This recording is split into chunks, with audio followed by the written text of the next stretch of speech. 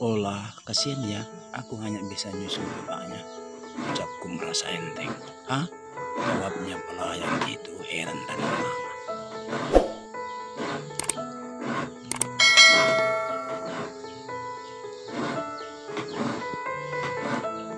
Semoga bukan bapak-bapak, kepala botak, perut buncit dan kumis lele, meski kerjaanku salah. Namaku Teta akan tetap berdoa agar pekerjaanku malam ini berjalan lancar. Gumanku dalam hati. Iya, Teta ini gadis berambut panjang sepinggang. Kutarik nafasku dalam-dalam saat berada di nomor hotel yang kutuju sudah di depan mata. Sebentar lagi aku kehilangan sebuah mahkota yang selama ini aku lindungi. Tenang, Teta. Bangkang sedikit, habis itu pergi. Gumanku lagi dengan santai. Kamar itu sudah di hadapanku. Sekali lagi aku menarik napas sebelum kubuka pintu. Kok gelap, Ucap? Suara tap lampu terdengar dan seketika aku berusaha untuk bersikap tenang karena lelaki yang ada di hadapanku luar biasa tampan. Jauh dari dugaanku sebelumnya. Dia pemilik sorot mata tajam dengan terlalu tegas di sana membuat bulu berani menatapnya. Wajar saja ini pengalaman pertama.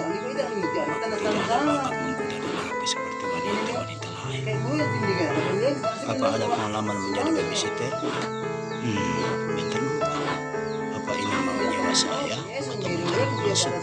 Terus saya jadi dieksekusi enggak? Oh iya, itu penetapanku lalu tersenyum kecil yang ditangkap oleh mataku sebuah bahan sempurna milik Tuhan yang sangat tampan. Ya, senyuman dengan lesung di pipinya. Sebenarnya saya sedang mencari pengasuh anak saya.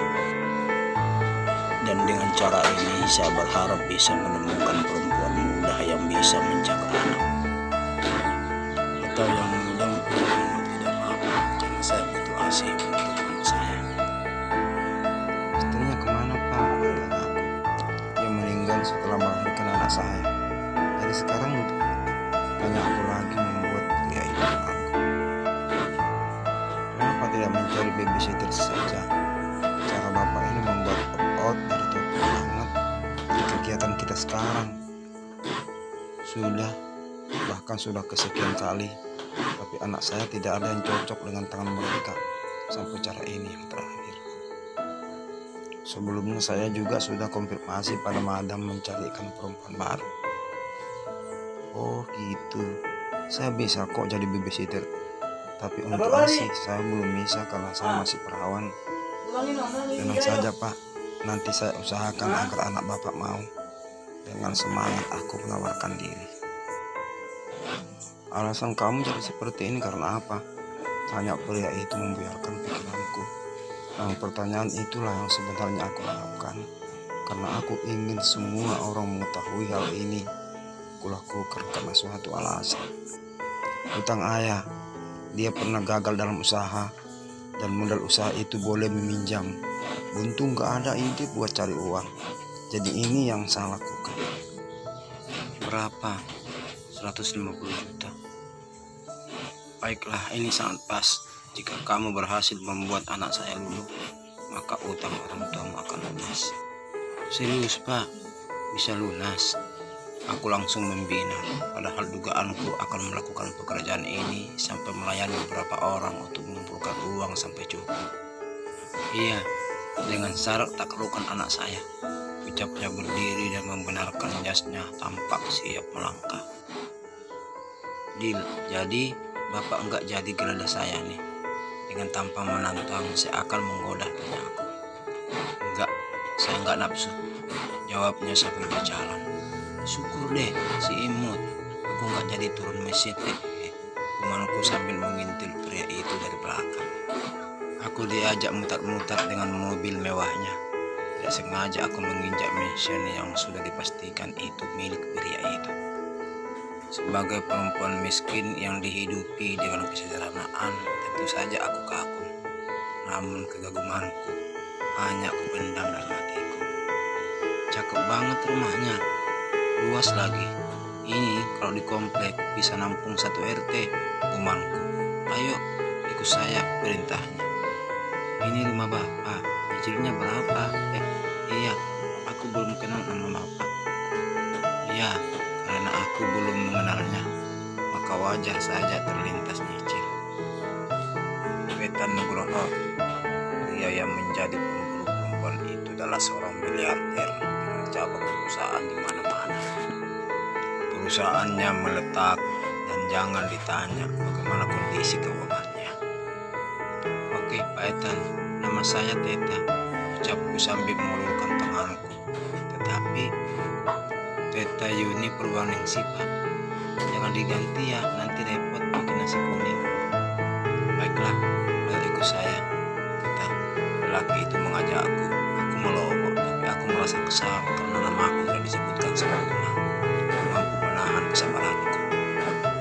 Setibanya di kamar bayi bernuansa babi bule, aku kembali melongo atas luasan pada ruangan sebesar itu yang hanya seorang anak kecil itu. Tiba-tiba seorang perempuan datang dan menghampiriku dan membawa bayi yang sedang menangis. Aku langsung mengambil bayi itu tanpa menawarkan diri. Aku tentu berani karena sudah terbiasa terima banyak ibu-ibu yang menyuruh aku dan mengambil upah. Perempuan dengan berseragam pembantu itu merasa ragu atasku, tetapi saat majikannya mengizinkan, ia langsung memberikannya pada aku.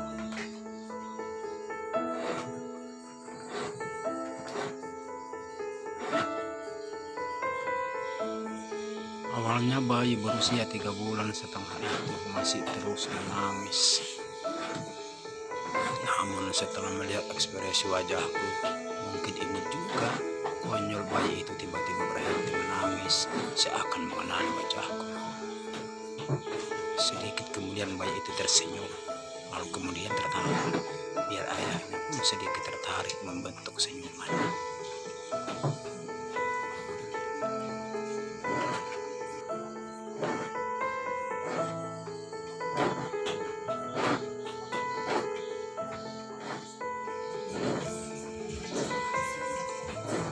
Aku merasa berhasil membuat bayi itu tenang, bahkan tertidur dalam kandunganku.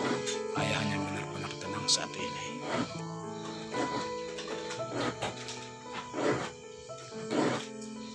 Baru saja bayi itu berada dalam gendongan pembantu, tiba-tiba ia menangis kencang seakan ia bermimpi buruk.